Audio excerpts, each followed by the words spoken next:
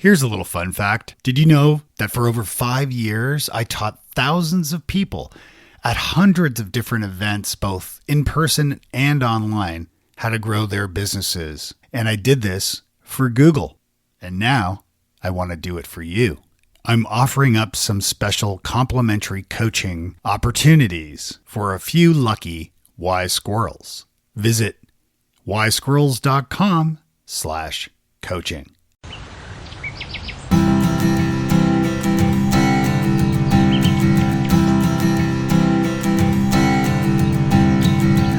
Welcome to Wise Squirrels, the podcast for late diagnosed adults with ADHD. I'm your host, Dave Delaney.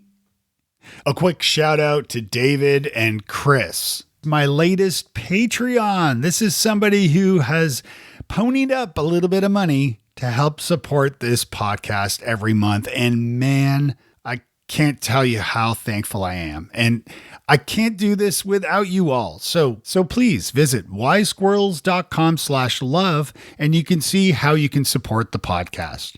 And while you're there, don't forget to send me your questions to answer on an upcoming episode. Today, I'm speaking with Fizzah Zaidi, a Chicago-based psychotherapist who is trained in EMDR and is an adult ADHD therapist.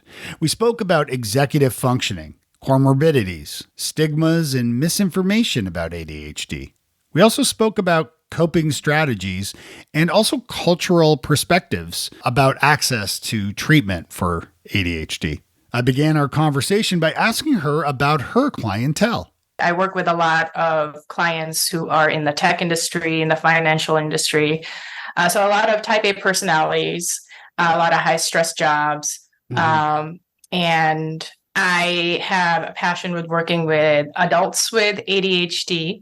And I'm also near a lot of art schools. So I have a good amount of clients coming to me and recognizing some of the tendencies that overlap with ADHD and why they are so good at their job and or school. And how to navigate some of the structure that becomes kind of corporate and tough, and how that kind of works against them in a lot of ways.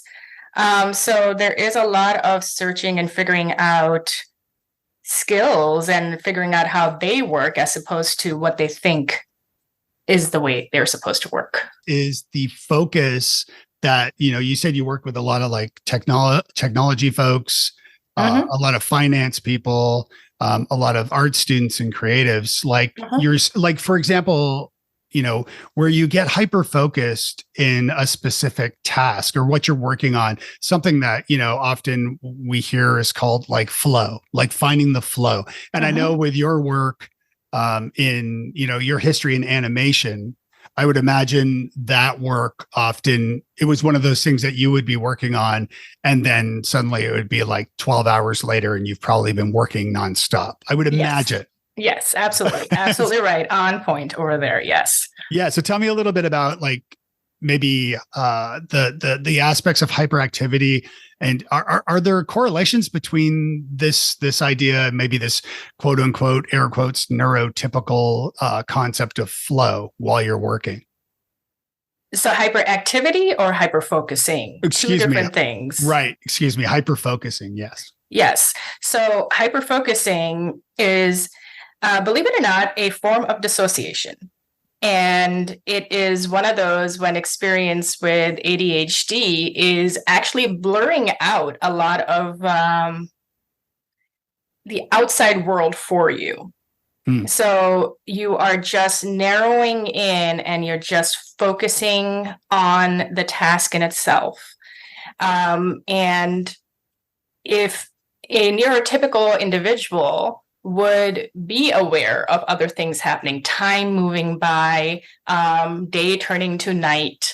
But if somebody who is in a hyper-focused state, they are just zeroed in on the task that they're doing. Sometimes people haven't moved from their chair. Sometimes people haven't gotten anything to eat or drink because they are just getting a lot of this feedback, this positive dopamine rush from doing the hyper-focusing.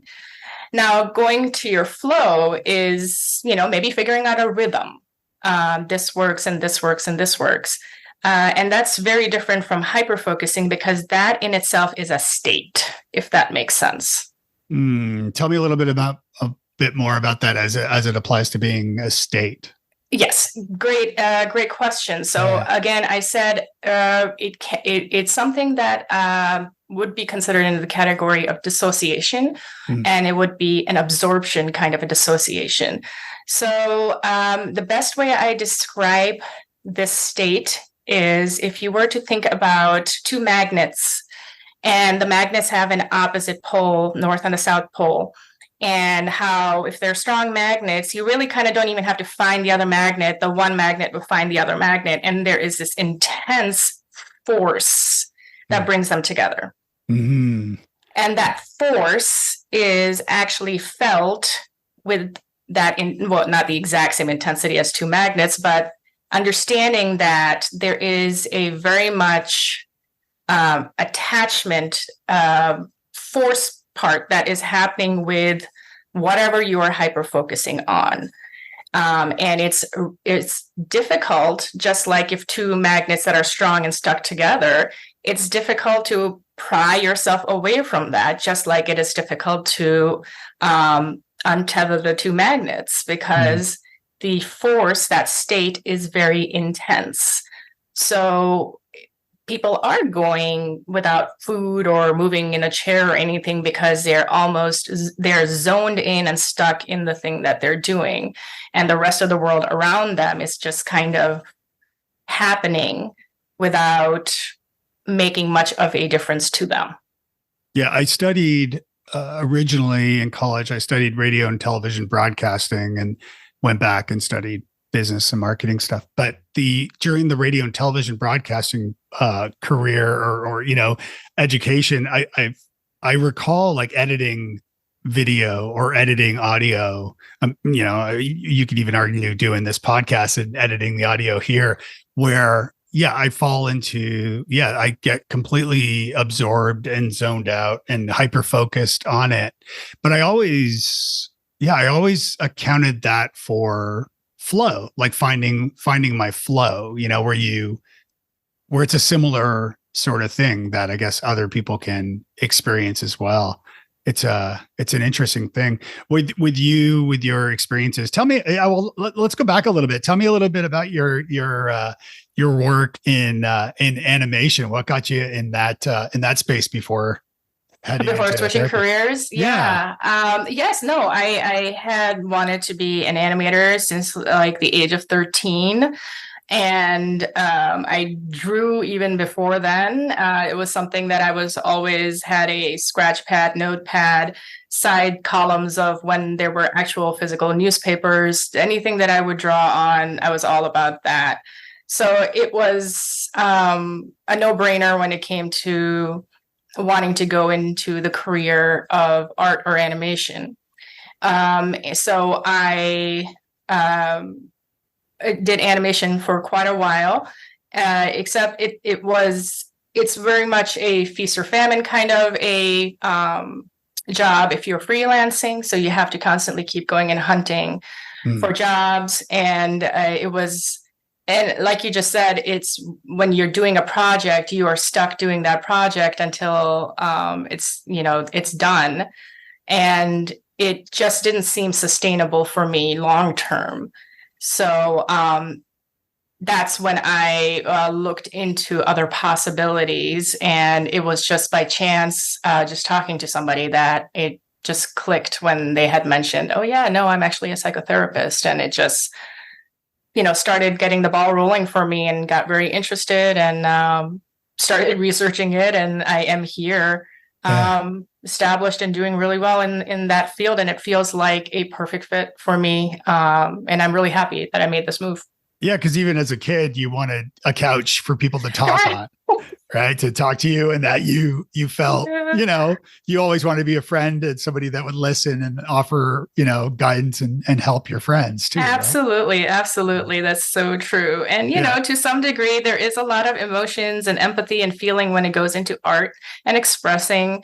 And it's, so it feels seamless to me when I get stimulated, as far as when I'm doing psychotherapy, and when I used to, get stimulated in my brain when I used to do animation.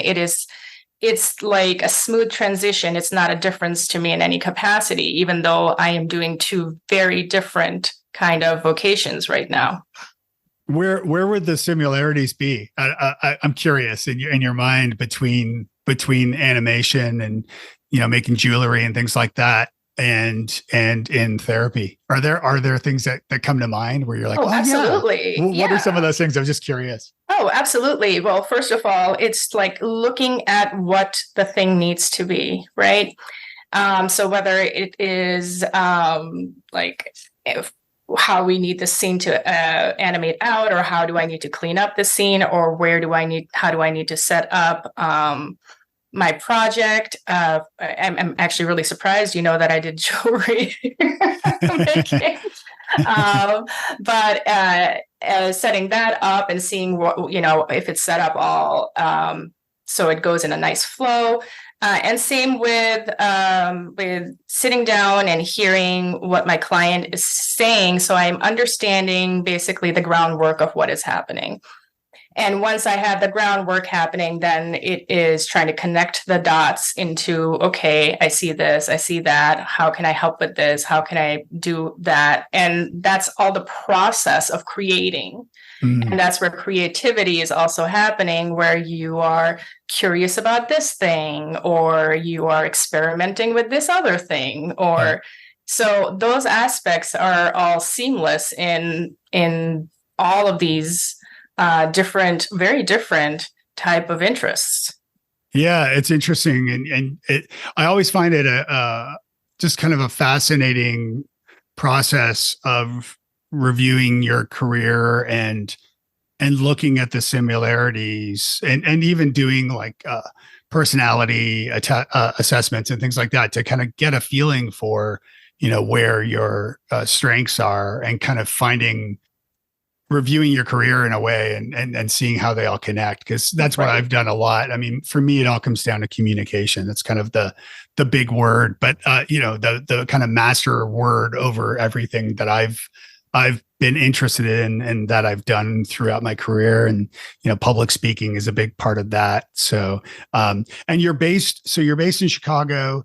You studied in Savannah. Are you from Savannah originally, or no? Yeah, I am from the burbs of Chicago. I went to SCAD for my undergrad, but I actually went to DePaul for my clinical mental health master's degree over there. Yeah. And since then, I've just been established in the city area, so it just kind of ended up going really well, and in being really in proximation and in expanding my studies more than anything. Yeah, and I would be remiss not to ask you about has the world of improv touched you at all, in the sense that so I'm a graduate from Second City in Toronto, and I've performed improv over the years all over the place and have a lot of experience with that. But improv obviously has its roots in Chicago. So,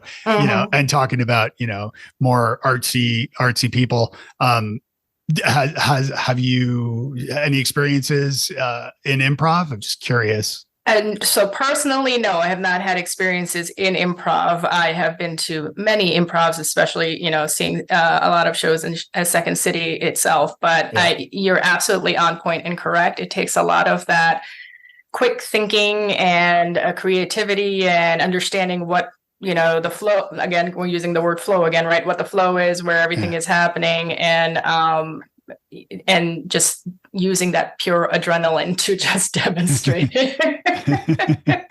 Yeah, it's again, at 50 and learning that I have ADHD, I mean, connecting the dots, as I said, has been an interesting thing. And certainly my love and passion for improv now makes even more sense to me. Absolutely. Absolutely. Yeah. Just that dopamine hit of being on stage is always a good thing for me, especially as a keynote speaker as well.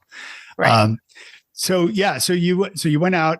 Tell me a little bit about maybe some things that you've learned in your own, clinical professional work with ADHD in adults. What are some of the things that you see on a day to day That's a that are kind that's a very good question, right? So I think the thing that you're going to hear from pretty much everybody when we were talking about ADHD is paying attention to executive functioning skills. of? And that's a conversation that's not usually had on a broader perspective. And that's a conversation that I have a lot with my clients. Partially, a lot of the reasons that my clients seek me out is because I am talking about ADHD and the specificity of neurodiversity. A lot, ADHD especially, learning disorders or autism or speech disorders, all of those, tic disorder, they all fall under the category of neurodiversity. But executive functioning is a big component, or actually executive functioning challenges are a big component in ADHD. And it is the thing that makes my techies so amazing at being techies, because they're really, really good at problem solving in a puzzle, figuring out, how things may fit. They are looking at the big picture and they're honing in on the small. But what's not working for them is a lot of the corporate mentality of, time crunch on things and specific processes on things and following a formula that everybody else is having to follow. And yes, given structure is something that is definitely helpful, but holding or penalizing or holding somebody responsible for time, when time management or time blindness is very much a thing, then ADHD is very much working against them and working against their capacity. And that is a big conversation in understanding what are your executive functioning skills, where are your weaknesses, where are your strengths, and how do you work with them, and how do you have this conversation with your boss about this? How do you get accommodations for stuff like that? Because it's not your ability. You're a completely capable person. You're just being asked to use right-handed scissors when you're left-handed, and that's not going to work. That's a great way to put it, for sure. Yeah, and certainly terms like even the term executive functions was completely foreign to me, as time blindness was as well. Although all too familiar for me now. Yeah, it's I've done one assessment for determining sort of your strengths as it applies to, and perhaps your weaknesses as it applies to executive functions. Are there assessments, things that you recommend people check out? There are a ton of them. I highly recommend going on websites like CHAD, that's Children and Adults with ADHD, and ADA. They have tons and tons of resources with assessments and quick tests to see, hey, do I have ADHD? However, to be able to figure out, hey, what are my challenges? What are some of these things that are going on? This is something, if you're ever getting tested for, if you have ADHD, this is where your neuropsychologist would give you as an assessment to figure out what are your executive strengths and weaknesses. This is also something your executive functioning coaches will give you to figure out what your strengths and weaknesses are, because literally their job consists of working with executive functions. I use an assessment from Dawson I use it more as a conversation piece with my clients to just have an idea of what this looks like, as opposed to doing an assessment for recording and giving them the numbers for insurance purposes and things like that. But it's just to give an idea of, hey, this is a thing, and you have challenges with this because your brain is not programmed to use this these particular executive functioning skills as the neurotypical world has them out there. But that doesn't mean that dysfunction is a negative. I give a lot of metaphors and analogies, and one of them, which every single one of my clients is going to say that, yes, we've heard this one already, Fizzah, is to thinking about executive functioning strengths and weaknesses as abilities. So I am right-handed. I would pick up a pen with my right hand, and I can talk to you and write at the same time. But if I was to switch to my left hand does not have an ability to write. My brain doesn't connect with my left hand when it comes to the writing skill. And so my left hand has a weakness in writing, or disability in writing, or challenge in writing. But I never yell at my left hand for not writing. That doesn't make sense. However, we yell at ourselves for having difficulty with time management, or having difficulty with memory, or having difficulty with rigidity, perfectionism, so many other. Task initiation is a big one. These are skills that you can work with, but beating yourself up for not having them in the first place is the equivalent of you yelling at your left hand. Yeah, that makes a lot of sense. What about as far as like, let's say we lived in the perfect world, perfect city, perfect whatever it is for an AD, like if you could wave your magic wand over the fine city of Chicago, and it is a fine city, what magic would you make fall over the city to then make every ADHD person feel completely at ease, like they fit in perfectly? Like, what are some changes you would love to see? That is such an important question. And I'm going to go off on a tangent and make sure I answer this question at the same time. I'm going to go off on a tangent because this is a conversation I have with my clients a lot when I am talking about, hey, neurotypical world, neurodiverse world. And there's a lot of fear that, hey, if there was a neurodiverse world, it would be absolute chaos and nothing would get done. And we need the neurotypical people who do have time management, who do have that structure to be able to put this world in a place where it can function. And that's simply not true, because we have a tendency of thinking in black and white. So we think that neurotypical is positive, where neurodiverse would be negative. And that's not the case in any capacity. You have strengths and weaknesses in different areas. So, time may not be a top priority in some capacity. However, there wouldn't be any judgment around not being on time.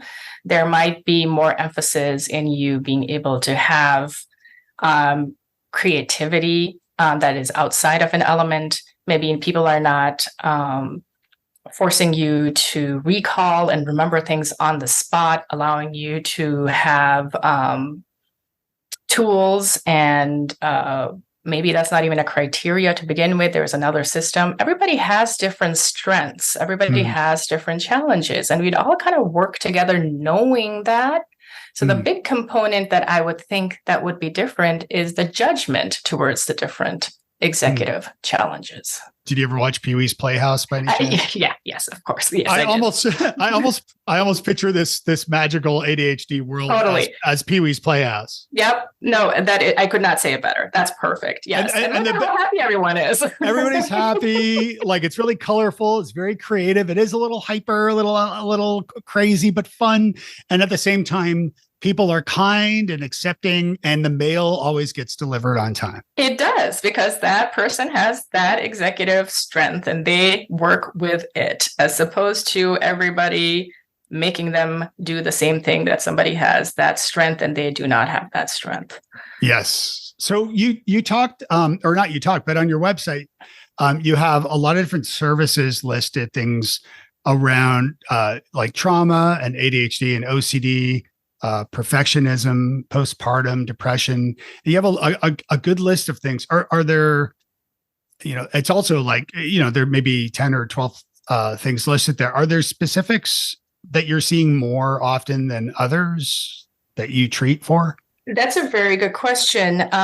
So there is a higher comorbidity rate with ADHD in general. Mm. And there is a higher comorbidity with addiction. And addiction doesn't necessarily just mean alcohol addiction. There's also process addiction, video game addiction, shopping addiction.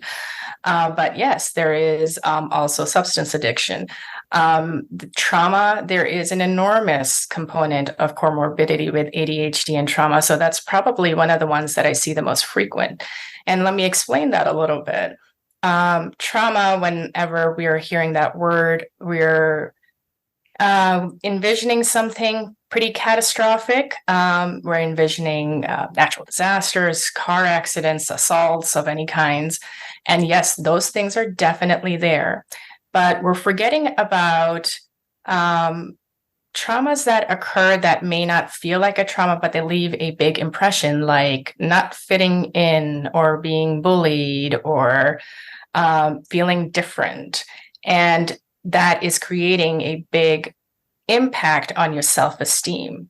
And when it's creating a big impact on your self-esteem, that's creating a pathway towards destructive behavior or overcompensating. And then that is creating a lot more of those other things, other diagnoses that comes with it, right? So you're having those depressions, you're having that anxiety, you're having that obsessive thinking, obsessively worrying, obsessively checking. You're having that I can't handle this anymore, so I'm going to cope with some other thing to make myself feel better. But it is minimizing what is starting off with. Actually, I didn't coin this word, this phrase, so I'm going to give Susan Danker Smith the credit for this phrase of moral wounds. And moral wounds are those that occur when we are young, where somebody is pointing out, God, why can't you do this thing on time like so and so does? And then the kid is wondering, my God, why can't I do? Maybe there's something wrong with me. And that just starts that spiral and trail towards self-destructive negative thoughts and spirals that end up damaging us in bigger ways than we think. Yeah, I know personally I've struggled with like rejection, feelings of rejection, or certainly self-doubt, imposter syndrome, things like that. And it's kind of fascinating to me as I learn about this all, both for myself and folks listening, by talking to smart people like yourself. I find it's kind of interesting too, because I think as like one of the superpowers in a sense of being diagnosed with ADHD is you become more empathetic to the people in your life, or even just the person, like the server at the restaurant or whatever, because now I'm noticing all these people who I'm like, that guy's got ADHD. Yeah, everybody's got ADHD. She's got ADHD. And it's interesting. Like I have two friends that I know who have both written books about imposter syndrome. And now I'm like, oh, wait a minute. I don't know whether they have ADHD or whether, I don't know whether they do or don't, but I almost find that a lot of these thoughts come because of ADHD in a sense. You know what I mean? Like, like I'm curious, I would be curious to learn, and I suppose probably over time we will, but like, what the actual numbers are of people, because I know I alluded to it earlier, but like traditionally it was very much a hyper boy condition, and girls would never have ADHD. And then now, certainly with with so many people, adults, and a lot of the conversations I'm having, a lot of the adults who are discovering they have ADHD are discovering this because their kids have been diagnosed, and suddenly they're like, oh, wait a minute, I see a lot of this in me. And maybe especially for women haven't really been given even permission traditionally to even consider this for themselves, since it was always a boys thing. So I feel like, right now, I mean, last I checked, there was over 8 million adults, 5% of Americans have ADHD, but I don't know. My spidey sense tells me it's a lot higher than that. What are your thoughts? Oh no, you're absolutely right. So, you made a very good observation about how societally it has evolved in as far as, recognizing how it is existing in different people and different sexes. Now, also keeping in mind, I'm a person of color. And this is where we have to keep in mind culture and Mm, how a lot of different cultures and how they approach mental health, and how a lot of those people are not getting tested because there's a lot of stigma around it. Or if a child is getting tested, it's like, okay, fix this person. But mhm, there's nothing wrong with your kid because they have ADHD. It's a different operating system. It's not defective, but the world sees it as a defect. So you're absolutely right. I think the thing is that there isn't enough education on what ADHD actually is or neurodiversity actually is, to be able to break down the barriers of that it is discriminating against sex or discriminating against race or any of that. No, we're all human beings and we all mhm. have brains and we all have the same function. And it's okay to recognize that within their function, there are more functions or different functions. We're just, society is putting a lot of the damper on the ability for us to explore the capabilities more than anything. So do you find that in your own practice, like anecdotally, or even at like conferences and things, as far as different cultures, different sexes, genders, races, sexualities, whatever?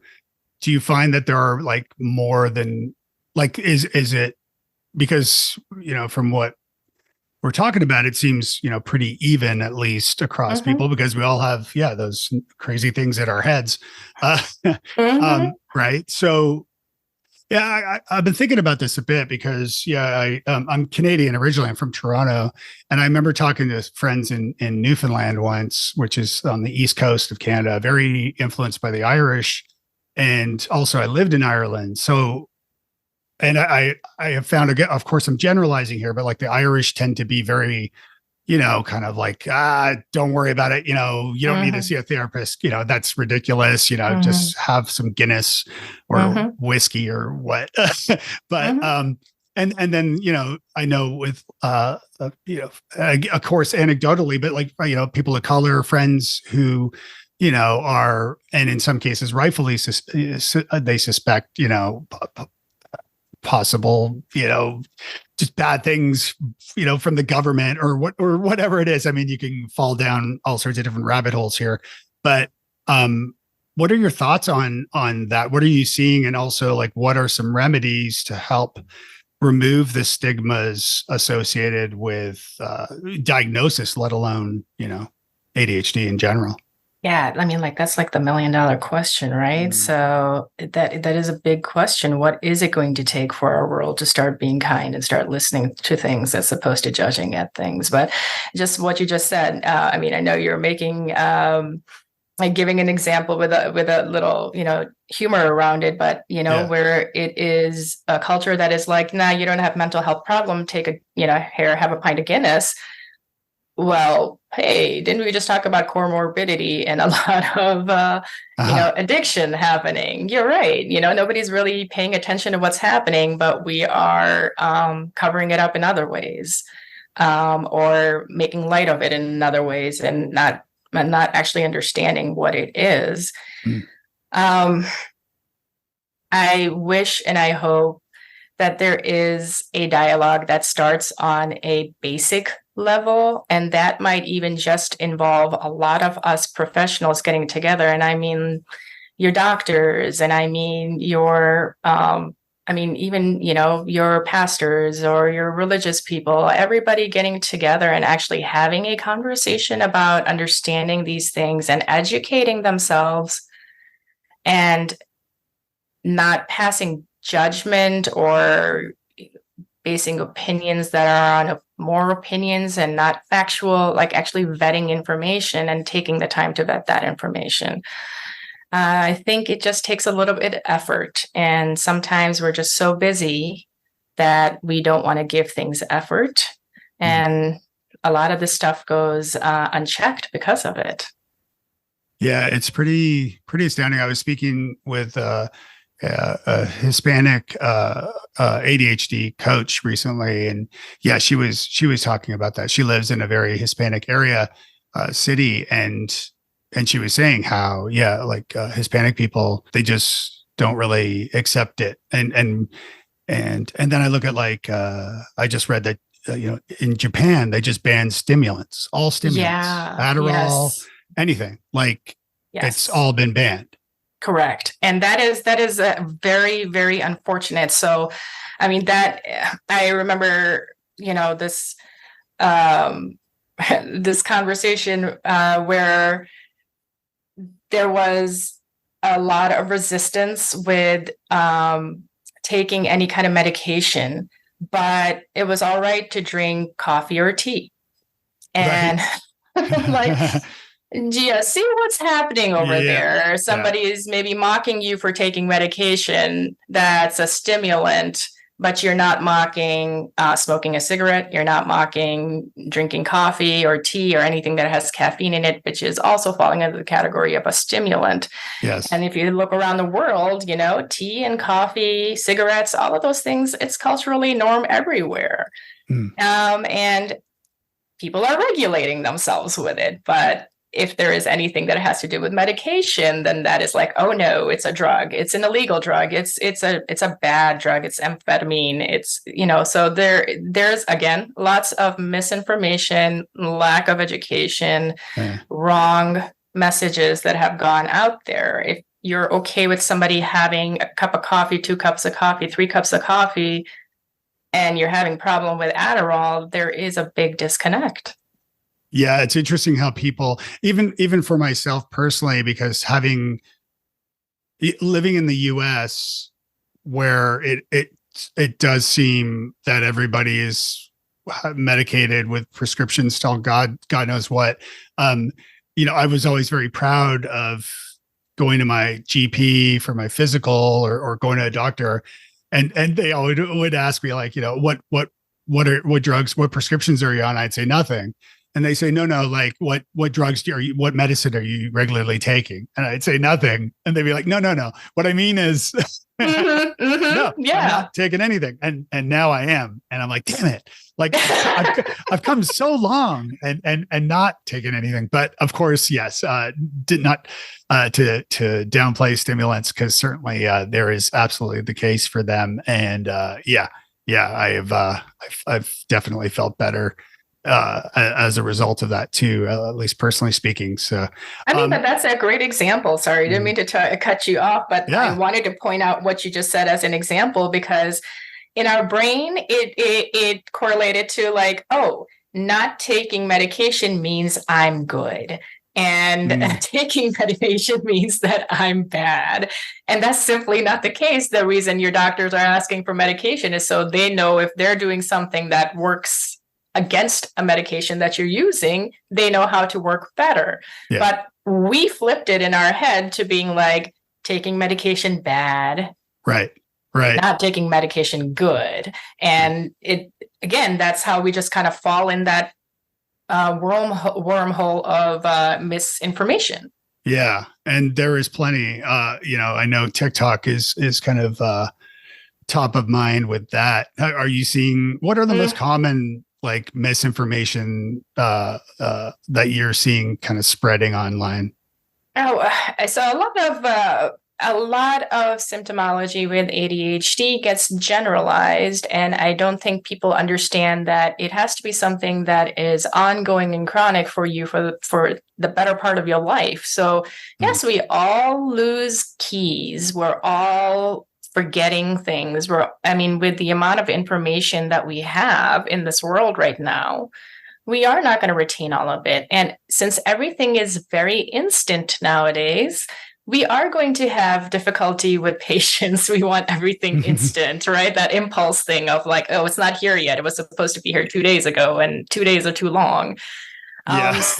But with that being said, people are suddenly realizing that, oh, I'm doing this, and that must mean I have ADHD, where, I mean, you may be doing it, you may have some executive dysfunction and stuff, but doesn't necessarily mean you have ADHD. ADHD is a neurodevelopmental diagnosis that, yeah, is happening from the get-go, from the birth on. Yeah. So suddenly developing ADHD is a big red flag for me, and I do a little bit more investigating to figure out what that is.